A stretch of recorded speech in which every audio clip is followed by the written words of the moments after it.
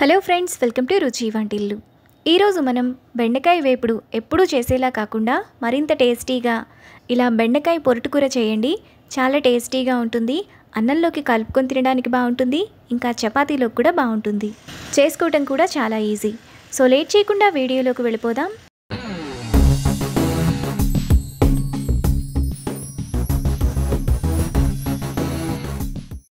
ముందుగా ఈ బెండకాయ ఫ్రై చేసుకోవడానికి ఒక బౌల్ తీసుకొని అందులో 2 టేబుల్ స్పూన్ల శనగపిండి, కొద్దిగా ఉప్పు, 1/2 టీ స్పూన్ పసుపు, 1/2 టీ స్పూన్ కారం, 1/2 టీ స్పూన్ జీలకర్ర పొడి, కొద్దిగా నీళ్లు పోసుకొని ఉండలు లేకుండా పిండిని కలుపుకోవాలి.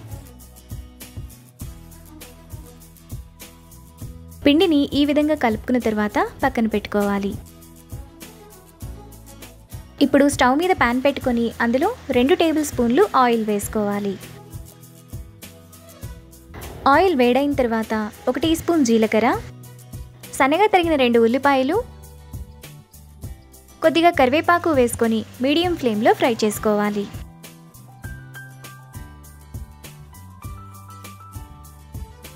ఉల్లిపాయలు ఈ విధంగా వేగిన తర్వాత అందులో 1/2 కిలో బెండకాయలను కడిగి తుడిచి ఇలా చిన్న చిన్న ముక్కలుగా కట్ చేసుకొని వేసుకోవాలి. ఇప్పుడు బెండకాయలను మీడియం ఫ్లేమ్లో జిగురంతా పోయేలా బాగా ఫ్రై చేసుకోవాలి.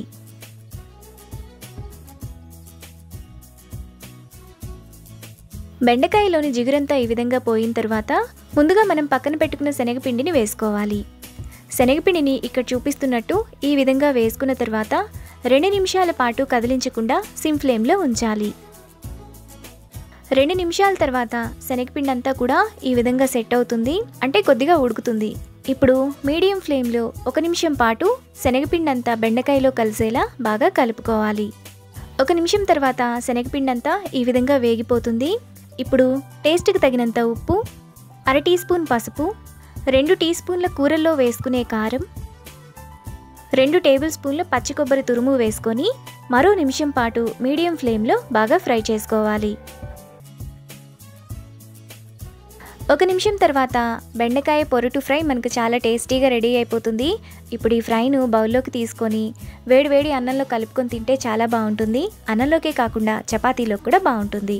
అంతే, ఎంతో సింపుల్గా టేస్టీగా చేసుకునే బెండకాయ పొరటు ఫ్రై రెడీ. ఈ రెసిపీని మీరు కూడా ట్రై చేసి మీకు టేస్ట్ ఎలా కుదిరిందో నాకు కామెంట్స్లో షేర్ చేయండి.